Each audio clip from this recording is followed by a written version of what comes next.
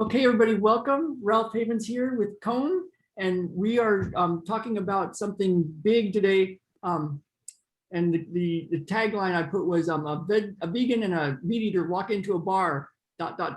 And so I have a friend from a long-standing friend who Dr. David Barrel, and he's actually in the foreword of the book Nutrition and Physical Degeneration, which is a book that Wesley Price wrote many years ago in the 1930s, because he was looking at stuff and going, why are children coming? He was a dentist, and he was like, why are children coming out with crooked teeth? And there's so many more behavioral problems way back in the 30s.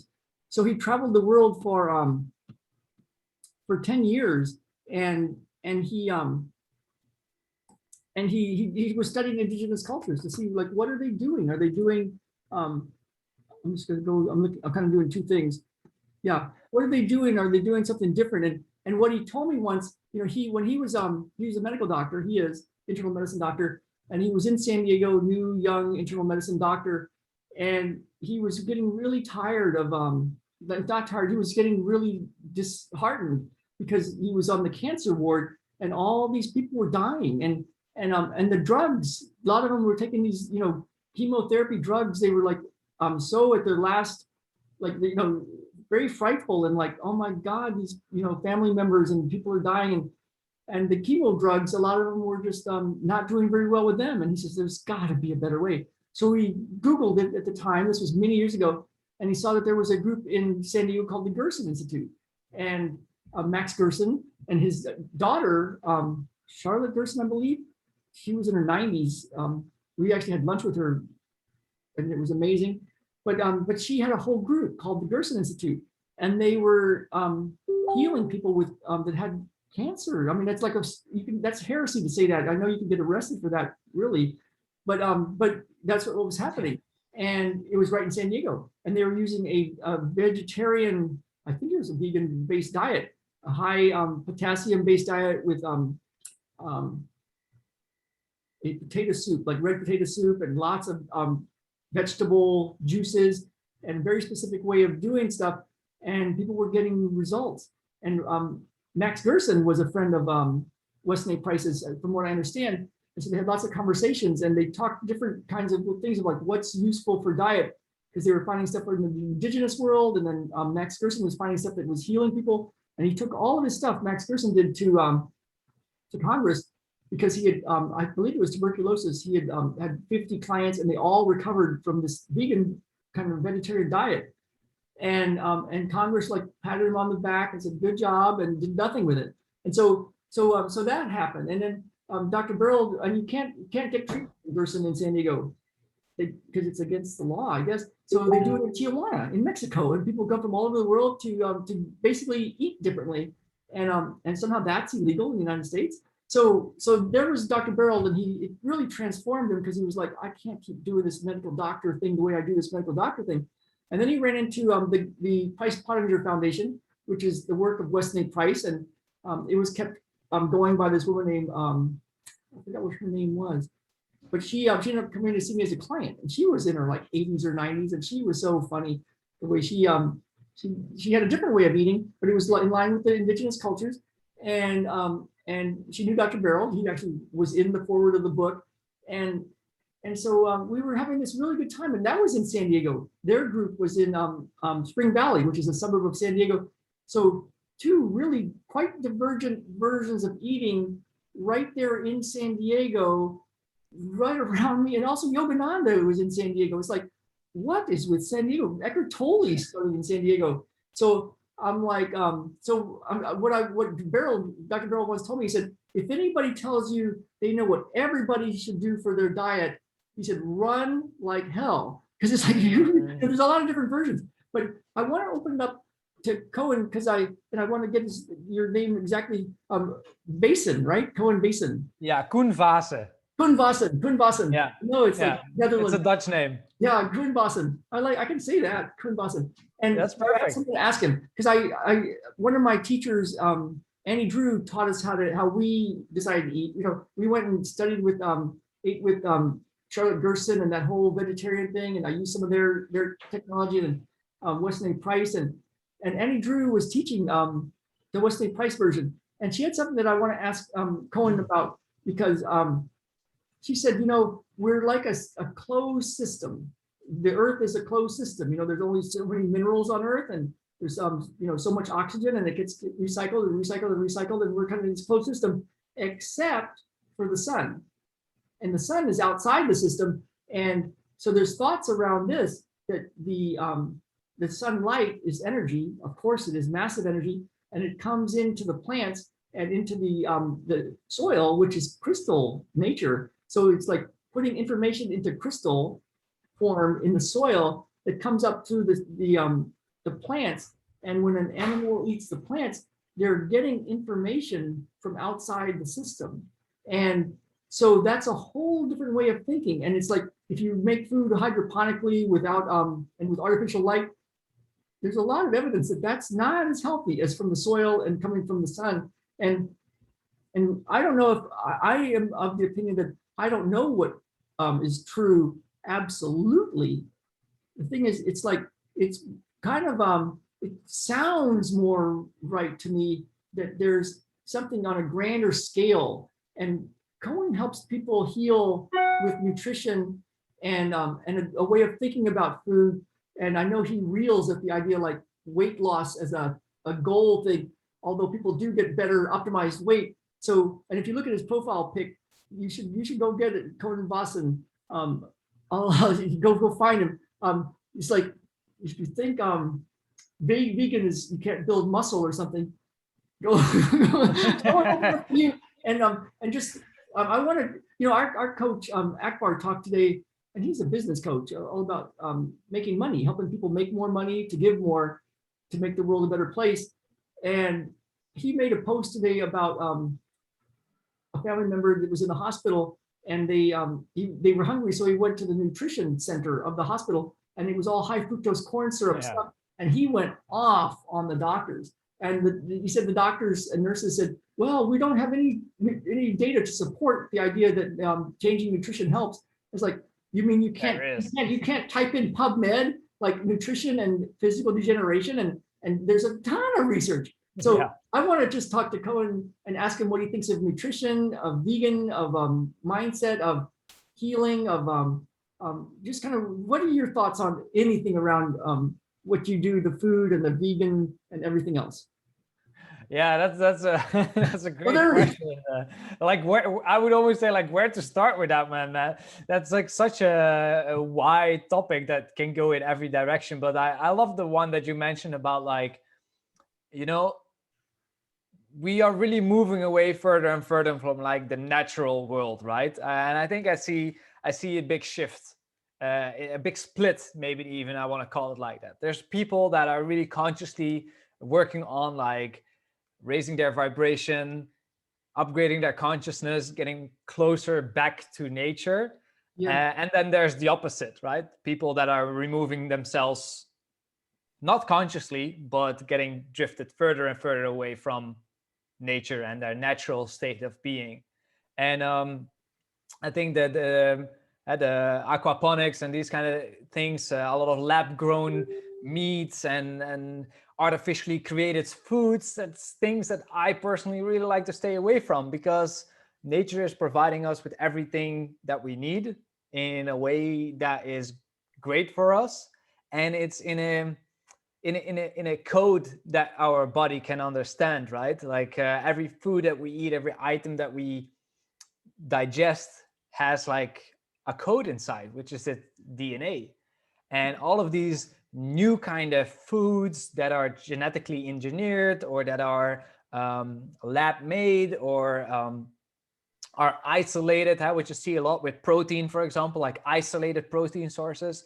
These are very new kind of foods, and they don't contain that same genetic code, that the same DNA as your apple or your potato out of the garden contains. So our body doesn't really know what to do with that either. And I think that that's a big contributor to inflammation within the body, which is a big contributor to diseases, all kinds of diseases. And that's not obviously the only thing, but it definitely plays a role, and it plays a big role in this whole pushing people more and more further away from what's actually natural. And yeah, the example that Akbar gave in the coaching community, it's kind of shocking, but it's also, we know that that's just the case. Sometimes people like to use a quote like the system is broken, but I don't believe the system is really broken because it was actually designed that way, right? So people, like, you cannot have a business like that, like a medical business, if people get healthy all the time, right? If people know how to heal themselves, if people know how to truly thrive in life, the medical community would be far less, and especially the pharmaceutical industry would be far less present as it is today. And don't get me wrong, I do truly believe that medicine has its purpose. It has a lot of good sides to it. But the fact that nutrition, lifestyle factors are just 9 out of 10 times completely thrown out of the window when it comes to living or longevity and being healthy. I think that is a good example of why the medical system maybe is time to be reinvented. Yeah, and I think it was in the New England Journal of Medicine. It might have been in JAMA, and it came out quite a few years ago, probably about 10 years ago, somewhere in that area. They made a editorial. They talked about this.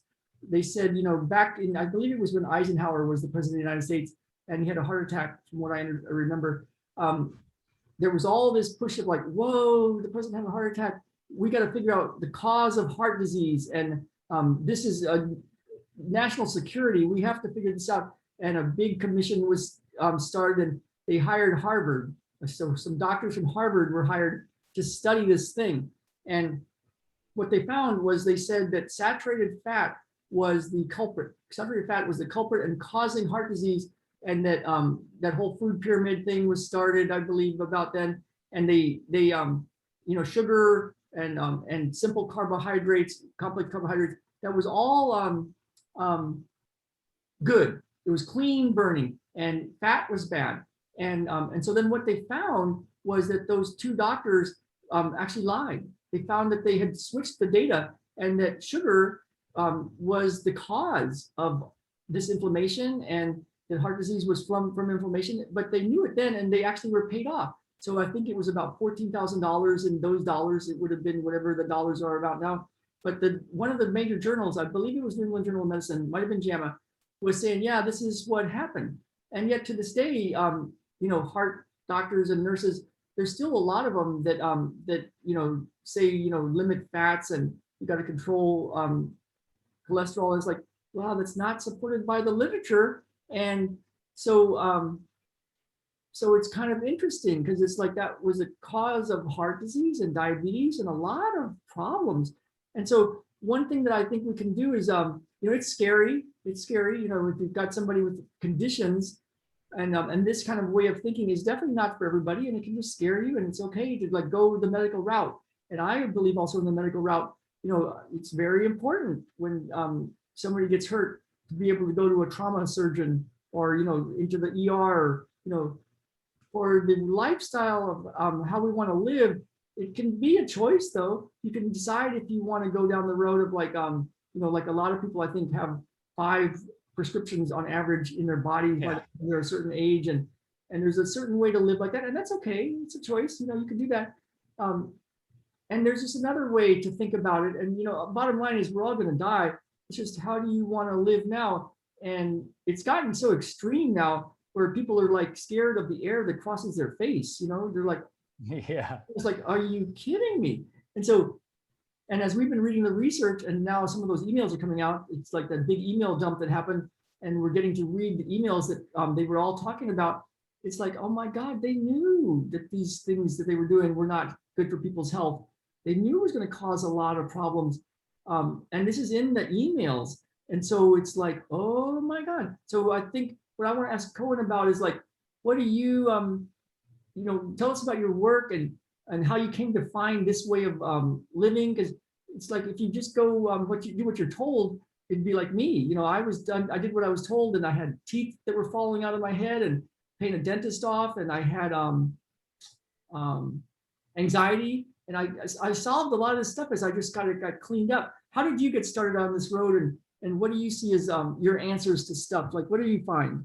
Yeah, great question. I'd love to get into that. So let me first of all say, I think that my opinion, and especially like in the vegan community, the opinion about saturated fats versus carbohydrates and sugar is definitely different than the one that you mentioned earlier before. And I'm also going to explain in a little bit of obviously why my stance on that is the I'd way love it to. is. I agree. I think it's like, if anybody thinks one way is the way, um, I'm like, no.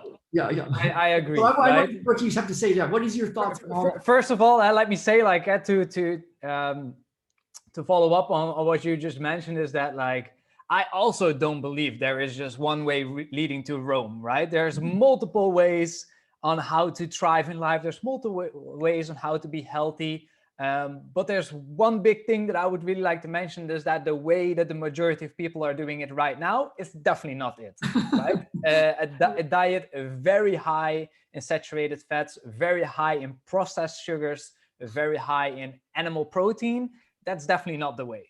Am I here to say as a vegan that veganism is the only way to be healthy? Absolutely not. Absolutely not. Am I vegan because of an environmental, and most of all, obviously, from an ethical kind of standpoint? Of course. That's what veganism is all about. Is the health, a whole food, plant-based diet, a bonus? Absolutely yes. And is that something that I find important? Also yes. But it's definitely not the only way, right? There's people eating a Mediterranean diet, one of the highest life expectations of the world. The Okinawas that lived in the blue zone in Japan, one of the longest living populations around the world. Roughly around 90 to 95% plant-based foods, but did incorporate some animal-based foods as well. So that's the data, right? So for me, where it started was that I lived a very unhealthy lifestyle. I was working in retail. I was always stressed out not till here, but till all the way on top. Basically living off a package of cigarettes, a couple of Red Bulls, and ready-made meals a day. And I would often prefer eating or smoking a sandwich over eating. That was how my day would go.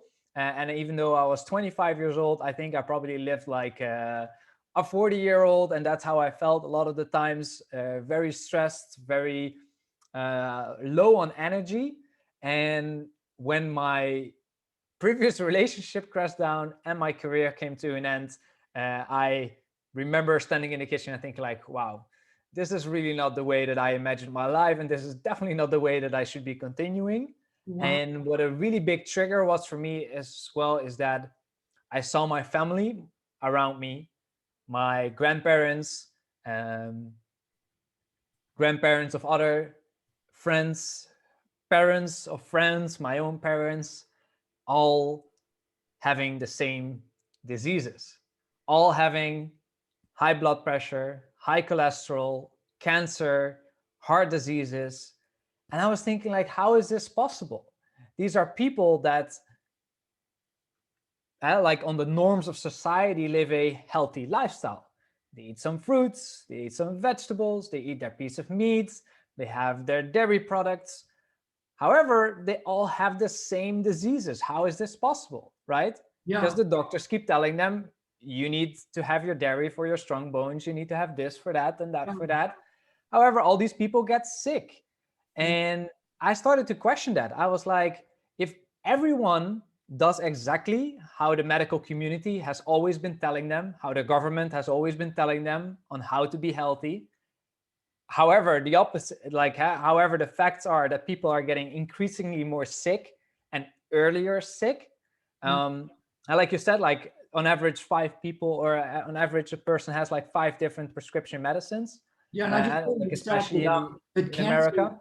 cancer is like 39.5% of people will have cancer at some point in their life. That's, you know, and 1 out of now 32 children have autism. Something has gone terribly wrong. And So yeah, I'm really glad you're I want to hear what you say. Like, what was Yeah. next?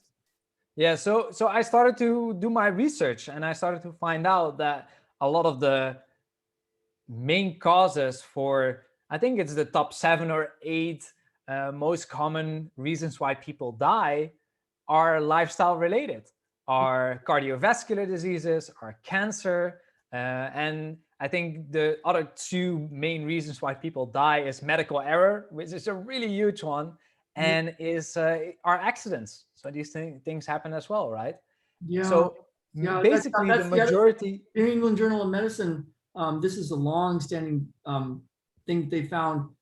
It's in their journals. The medical system, God bless them, they are the number 3 cause of death in the United States. Yeah, And it's bizarre. people go in a very desperate situation, and if they didn't go, a lot of people would die. And the thing is, yeah, that misdiagnosis, that error, that just like something that was supposed to be good, but then for that person wasn't good. It's yeah. I want to know, what is your version of like what's the alternatives? What did you find? Yeah. Yeah. So what you see is, especially in the plant-based community, is that some of the outspoken and well documented and famous doctors within the plant-based community, they are able actually to reverse a lot of these diseases. So they are able to reverse diabetes. They are able to reverse cancer. I know that that's a topic that is hard to put out there, because like you mentioned as well, you can literally get sued for that. um, Yeah. uh, People are reversing cardiovascular diseases, and what they're basically doing is they're removing the animal ingredients, they're removing the animal protein, the animal fats, and they're replacing it with a lot of whole food ingredients. Whole food. And if you look at it from a kind of logical perspective, meat or animal products in general, they are not the things that contain the most vitamins and minerals. Yeah, they may be great sources of protein, and they might contain some good fats, things like that, some carbohydrates as well, but they don't contain any fiber. And fiber is the key indicator of a healthy gut microbiome. And what is now one of the biggest indicators of a healthy immune system is a healthy gut microbiome. Yeah. So if there's one thing that you want to start doing in order to get healthier, it is to start introducing more fiber into your diet. And I've done many studies. Fiber Fueled is a great book. I really recommend people to read that. That basically, the bigger diversity of um, bacteria in your gut, the Yeah. bigger, the better your immune system, right? Because Yeah. maybe one species of bacteria get knocked out by one virus or one pathogen, and then there's so many others. So the one of the biggest indicators of a healthy immune system is a diversity of your gut microbiome.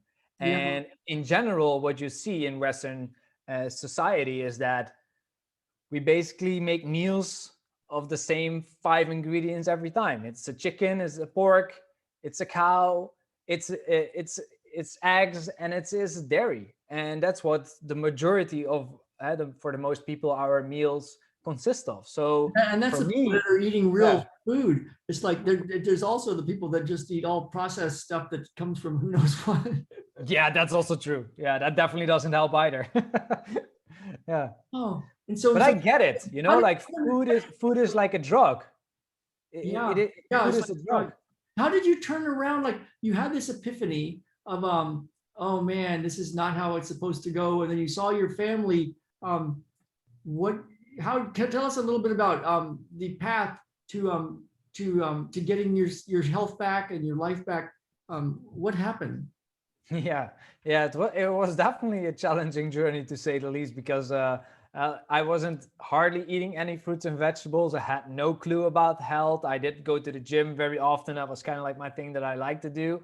But I really struggled with myself as well. So initially, health almost became like an obsession, right? I was so focused on the whole things that you think that you need to do in order to get healthy, to track your calories, and just to go super hard in the gym. And I became like really consumed by that. I was always focusing on the mirror. And yeah, I noticed that maybe from the outside I looked good, but I definitely wasn't healthy because I still wasn't dealing with my emotional and my mental well-being. And I think that that's, besides nutrition and movement, probably one of the biggest key factors in our So overall yeah, health and well-being.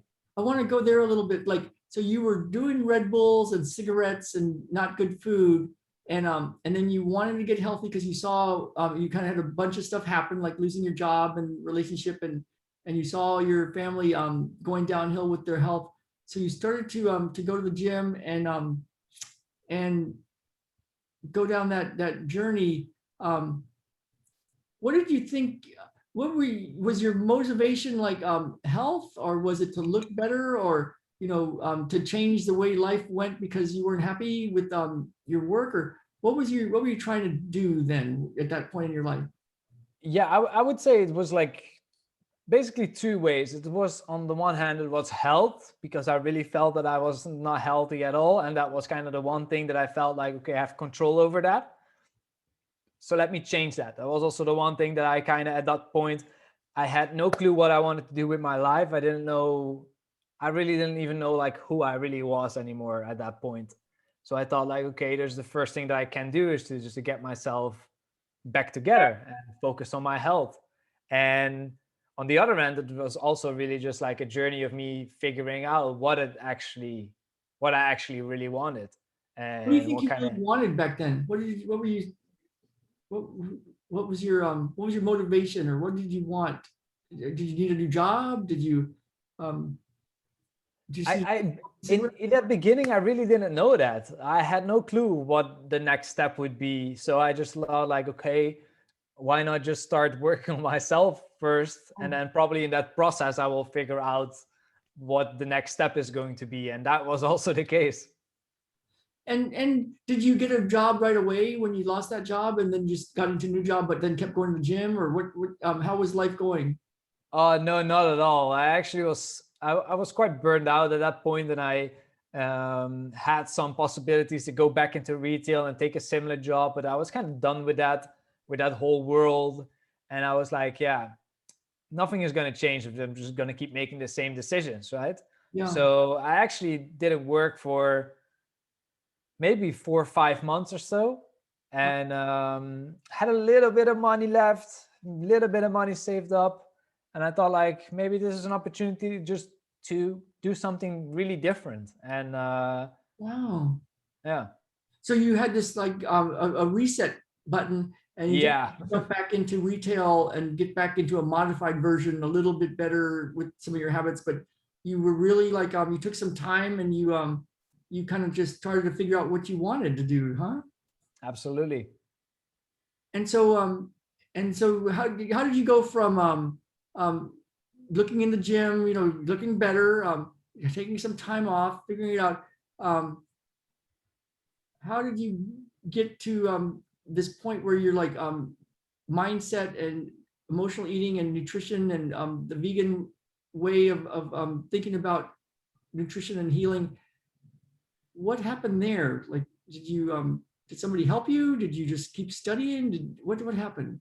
Yeah, combination of those actually. Yeah, yeah. I kept studying a lot, and I had someone who was actually vegetarian, a really close friend of mine, that helped me a lot. That basically introduced me into the lifestyle, because I also had no clue how to prepare food, how to really like take care of myself actually in Yeah, that way. And yeah, I also really believe that when you put yourself out there, when you step outside your comfort zone, when you just yeah, have that ambition to be better, that the universe is going to help you along that way. And it might throw challenges at you. For sure, it's going to throw challenges at you. That's what usually happens, right? To yeah. kind of like test you if you really want that, and to help you deal with things that you still need to deal with. But yeah, the curious thing was that just these situations and people started to come into my life that presented me new information, that were there to support me, that were there to show me different kind of ways. And yeah, that, I think for me, what was really important was that it wasn't just one thing. It was, yeah, suddenly just the puzzle pieces were starting to fall into place. I was raising my own consciousness. I was starting to become more aware about my own patterns. I was starting to see new possibilities. I was doing my research. I was having my role models and had people that were guiding me along the way. And I think all of that came together into me just making a decision and starting and going forward on that journey.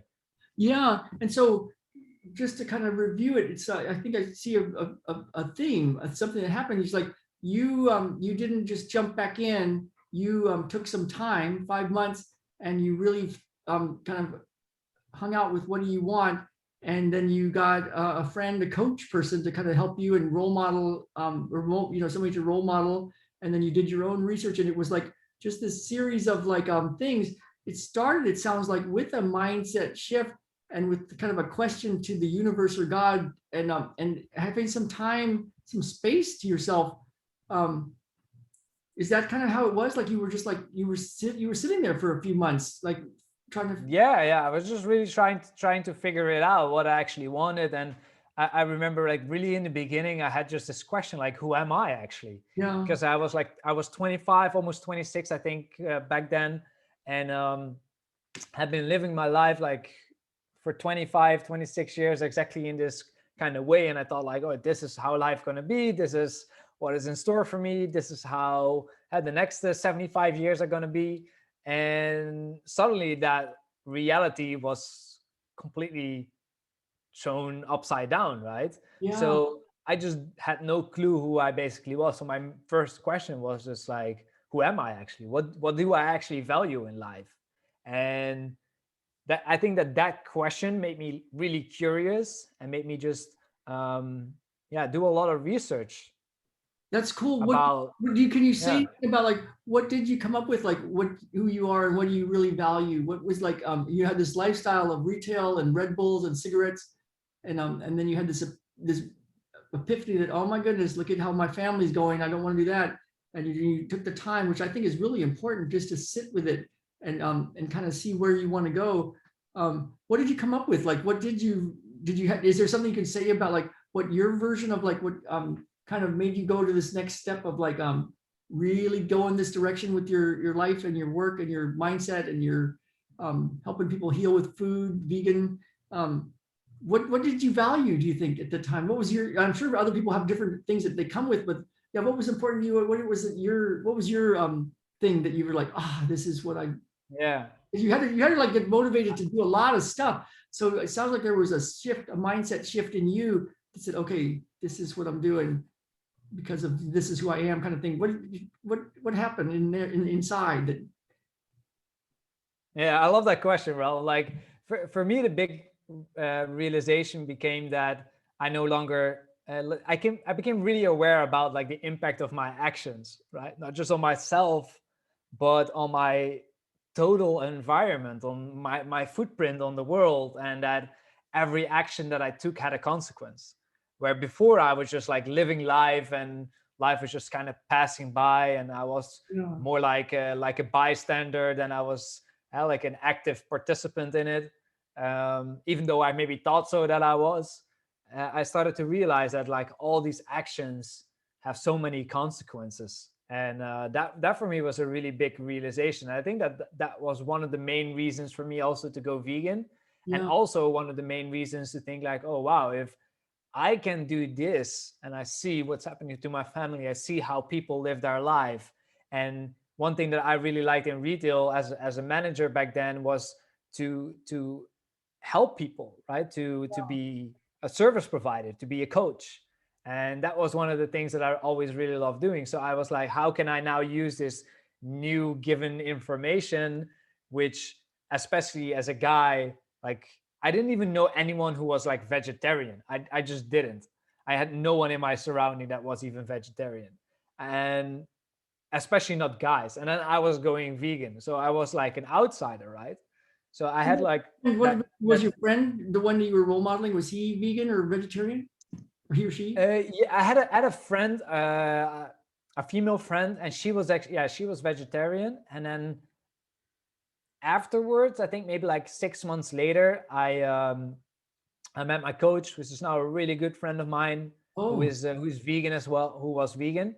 And But initially I was just there by myself, and I didn't even think that I could do it because I had no one to have as a role model. So I started to look online, and I saw all these people, vegan bodybuilders and thousand, like, and I was always told like, you can never do that, you cannot grow muscle, you cannot Oh man, there's get so fit, many highlights. like you're gonna be skinny and all that kind of malnourished if you want to go that route.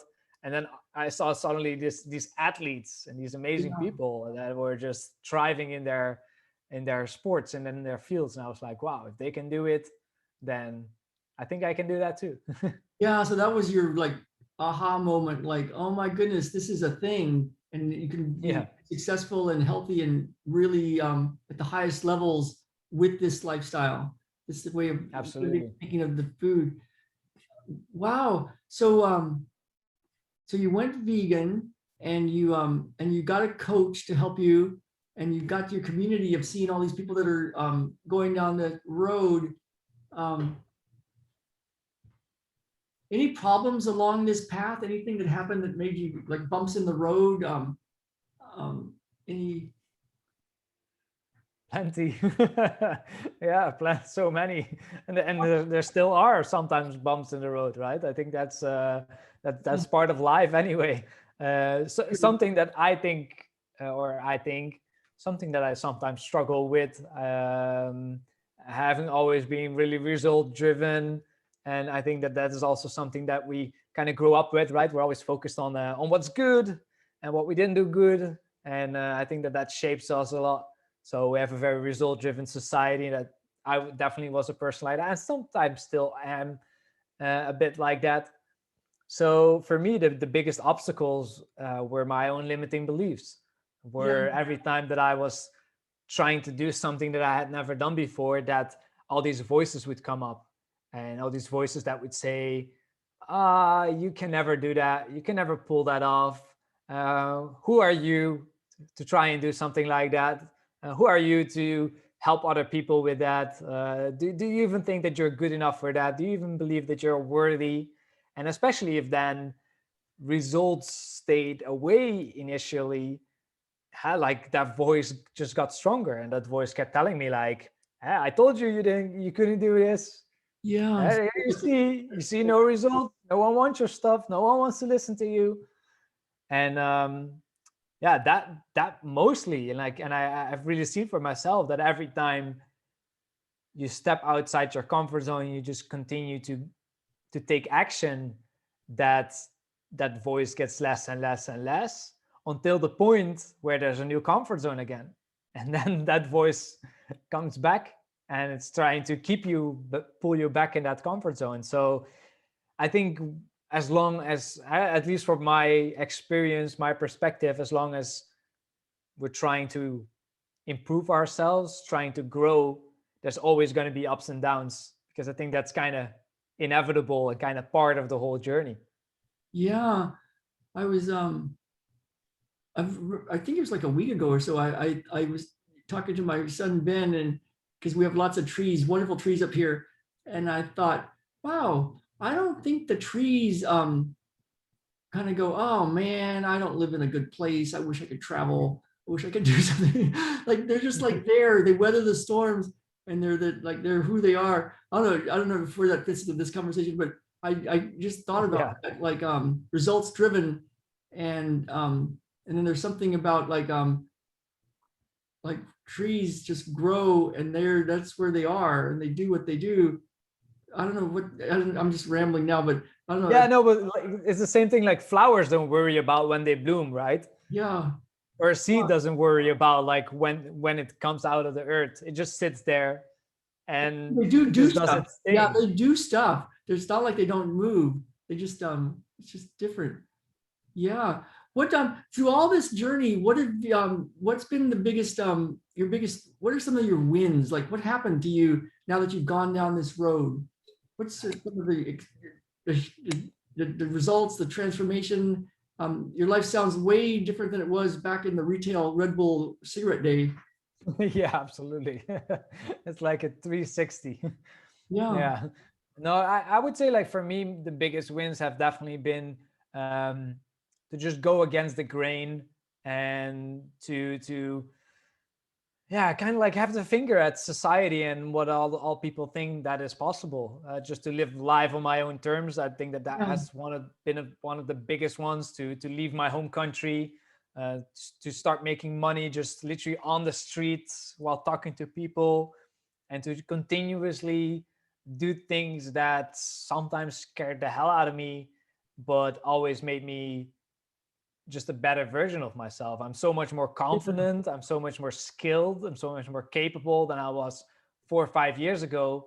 And the beauty is also that, like 4 or 5 years ago, I thought I had it all figured out. Right? I had this management job, and I thought like, oh, I'm this big shot, and I thought that that was my path of life. And I was also really scared back then of like getting older. And I was like thinking, oh, 25, I need to hurry up. And time is moving so fast. And now I'm 30, 31 in a couple of months. And I'm just like, wow, man, I'm so young. Yeah, you're definitely There's young. so much I time can left. tell you, There's you're young. Yeah. Wow. And so now you help, you have a certain niche of people that you help. And it kind of like made me go, huh? Because this whole like live life on your own terms, and you're doing things that are making you a better version of yourself. Like, who are you becoming? It seems to be the thing that comes to mind. Like you're becoming more and more of this person that you're here to be. And tell me a little bit about, like, you help women is your niche, which I think you could help men too. But that whole idea these days, there's so much about anxiety and imposter syndrome, and like, who am I to do this, and doing things for other people, and that kind of not taking care of yourself, and just like, you know, there's some that happens when people work with you, and it's through the world of food, and but it's also through the world of mindset, and kind of, I think it's about becoming the better version of yourself. What do you do? Like, tell us about who you help, and what you're up to these days. Yeah, great question. So I definitely help men from time to time, but the thing just seems to be that I think women in general either resonate more with my energy, and I think also is that the problems that I help or help solve um, tends to be just more often a women's issue. And men, it's not that men don't deal with that, but there's more taboo on speaking out about that, right? I think in general already men find it more difficult to express feelings and emotions, and especially when it comes to a subject that is really tied to emotion, as emotional eating, because that's basically what I help people do. I help people create a healthier relationship with their body and food. Yeah. And nutrition is kind of like the vehicle. It's kind of like the symptom, I always say, right? So what I see within my audience is that food kind of gets used as their way of dealing with stress, dealing with their emotions, dealing with their feelings, or whatever is happening in their life, right? Yeah. Food is their like escape. And in general, it's part of the problem, but the real problem is often much deeper. And the real problem has always a lot to do with the root cause. So what is causing you to overeat? What is causing you to have a distorted relationship with food? Or why do you hate your body? Um, that usually stems from some childhood trauma, and it can be bigger, can be smaller, obviously, as well. But it has a lot to do with how we have been shaped by society as well, especially for women. Diet culture, fashion industry, social media, all these misconceptions, and all this focus on the need to look a certain way, the need to be a certain size, the need to be a certain weight, has made especially women like really, really insecure about their bodies. And food is the coping mechanism. So they've created such an unhealthy relationship with their body that they no longer know how to tune in with it. So they no longer know how to regulate their hunger, their fullness. And this is causing a very distorted relationship with food in terms of under eating, not eating, avoiding certain foods because they think that they are going to make them fat, like overcompensating because they ate bad the night before. And that often leads into this cycle of self-hate and self-loathing, and more restrictions, more Yeah. compensating, You and can solve often more those. binge eating and more emotional eating. Yeah. And so when they're like, yeah, I can see how you shift stuff. I'm sure they have these transformations of like the confidence goes up and the Mhm. more of who they are and how they interact with people. What do you think it is they want when there's certain things that it sounds like they get, like better relationship with food, relationship with themselves, the confidence, feeling good about themselves. Um, when they're when they're doing their life, and what do you think, what are some of the things you hear when they're like, what do they want? Like, not so much, I can see what they get as a result of being with you. Um, I wonder what the most pressing thing is. Like, is it, yeah, I wonder what that is. Like, Yeah, yeah, great question. There's a couple. There's a lot of guilt and shame, especially around food and their body. So that's one thing that people have a big desire for overcoming. And if there's one thing that people mention a lot, is that they just want to feel more balanced. So they want to feel more in control when it comes to their health and their life, and they want to be able to just enjoy all kinds of food, enjoy all kinds of social events, and just be able to confidence is a really, really big one. That's often an underlying theme as well. So it's the mindset, the emotional well-being in terms of like the guilt and the shame, and being able to overcome that, and just be content and being able to accept their self and their body just the way it is. yeah, it's kind of like getting life to work getting life to work for you again. Yeah, yeah. Well, that is cool. What's that seems like a big task. Is it a matter of getting their diet in order first, or is it a matter of changing their mindset first, or is it like all combination? Like, what's the framework, the basic Yeah. framework? I know you can't just tell everybody how to do every little part, but what's the overall framework of how to go from whatever that version is of like life's not working on so many levels to life's working and you can eat and be happy and do stuff. And is there a framework? Absolutely, yeah. There's definitely a framework, Can and you tell us a bit about it? I know you can't like just like it's like that. I'm sure it sounds like a lot of stuff to do. What's the basic idea? Like, you got the mindset thing, you got the food thing. yeah, I would say there's like 5 steps involved, but the transformation is always inside out Yeah, first, right? So we always work from the inside to the outside, where basically every fitness program out there, or at least 90% of them, always works on the outside, right? The way yeah. you look, what you eat, tracking all these things, like having these fit The watches and all these kind of ring and things, all that stuff. and Yeah. the ring and all. Oh man, like don't get me started on those kind of things, right? You And know, like I'm what like, works for some people might work for some people, and that's definitely something that I have to mention as well. But that's not the way how I do it and how I like to approach it. We don't take before and after shots. We don't take sizes or weights or any of that kind of stuff. We really focus on how you feel. That's the most important thing of them all. Like, how so do you yeah, actually kind of feel in the day to go day? through your five, the Yeah. names of your five, your framework. What's the inside Yeah. out? So the first one has everything to do with the root cause. Like, we always have to figure out what it actually is, what is causing the symptoms, what is causing the problem. Is that childhood trauma? Is that certain beliefs you have about yourself? Is that the relationship with food? All these rules that you have about your body or food?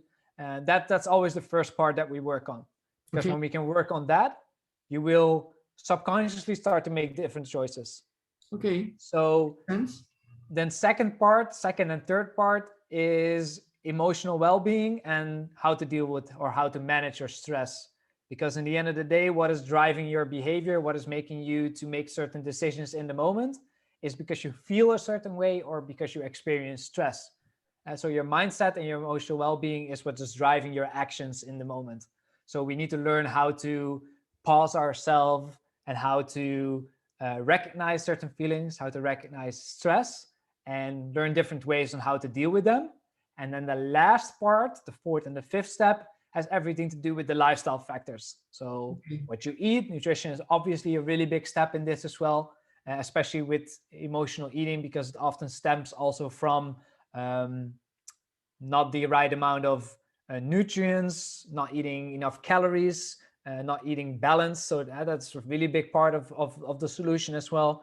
And the other lifestyle factors, hydration, sleep, movement, these are, that's basically like the cherry on top of the cake. But when you focus on those first 1 to 3 steps first, step 4 and 5 are going to come a lot more natural, and they don't feel forced, and it doesn't feel as something that you need to do or have to do, but it comes as something that you naturally want to be doing.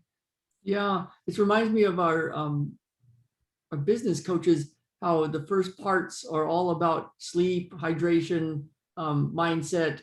It's like your lifestyle choices, and then here's how you start to like do your business stuff. And so this is even similar to that. It's like the cause of stuff, what the triggers are, the emotional stuff, the how you manage your stress, and then it's like, now let's get the nutrition, because otherwise it's just going to be a hard thing to overcome. This way, Sure. You can't change the way to eat if you're like it just pushes all your buttons. That's Exactly. cool. What's the best way for people to contact you? Like anything like, just, I'm sure people will want to like go check you out. I put your Facebook profile in the comments, but yeah, let me just type. Appreciate that. Yeah, oh yeah, this is an important message.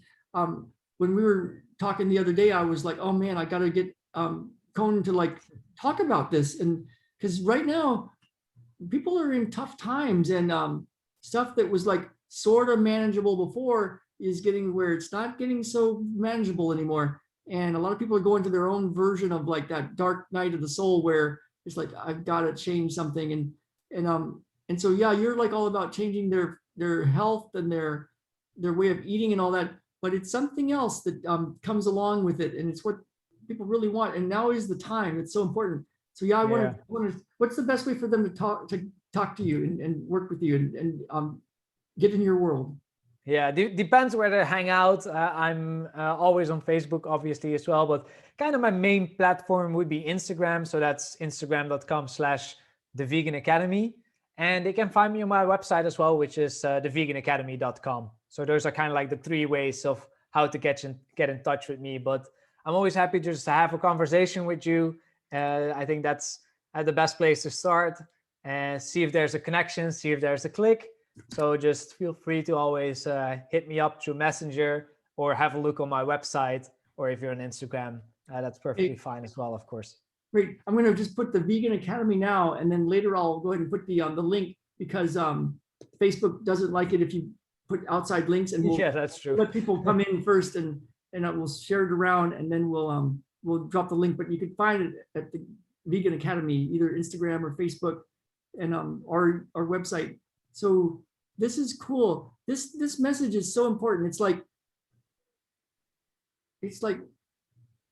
I think key thing I took away from this was when you're going through a really big time, it's kind of good to step back. Koen, you took like 5 months to just sit there and like really see, what do you want, and what do you want your life to look like, and then you were led to what your version is. And I think that's really important right now for people to like, it's getting to where it's getting very uncomfortable just to keep doing what you're doing, because it's getting strange out there. And I guess becoming very polarized. Like there's this way of living that's is a certain medical version, and that's cool, and then there's this other way to listen to your heart, and to see which way you're led. And yeah, the vegan lifestyle, and getting really clean with how you live and eat and how you think and feel.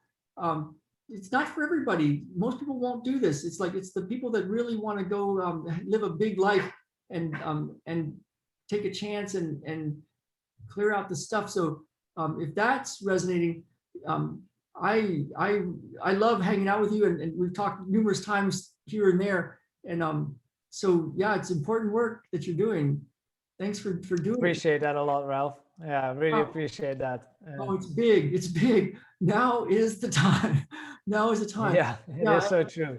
And yeah, and if you want any information from me, I'm actually doing a free healing thing on Thursday. It's something I do in our different coaches groups. And our Atomic Success Secrets is opening up Thursday for a free thing, Pacific time, 9 o'clock Pacific time, US, this Thursday. And it's ralphhavens.com/Atomic Thursday. So I'll put links to all this later. But if you like hanging out with me and Koen, tell us, share this, tell us what you think. Tell us anything you want to tell us. And thanks for being on, man. This was really cool. Yeah, thank you most of all, Ralph, for the opportunity and the space. It's always amazing to be able to connect with other people that do such an amazing job for raising the consciousness of the world, right? Yeah, it's like there's so many ways to live what you're supposed to do, I think. And it's all about us becoming who we're supposed to become. And nobody can answer that except you. And so the Vegan Academy, go check it out. This is like, it's a heart thing, like you can, if you're searching, your heart tells you, you know what, I'm gonna go see what Koen's up to. And if you want to know what I'm up to, come hang out with me. So I really appreciate you being on, and good work, man. So appreciate it, Ralph. So appreciate it. Thank you so much, man. You're welcome. I'm gonna go ahead and stop the recording.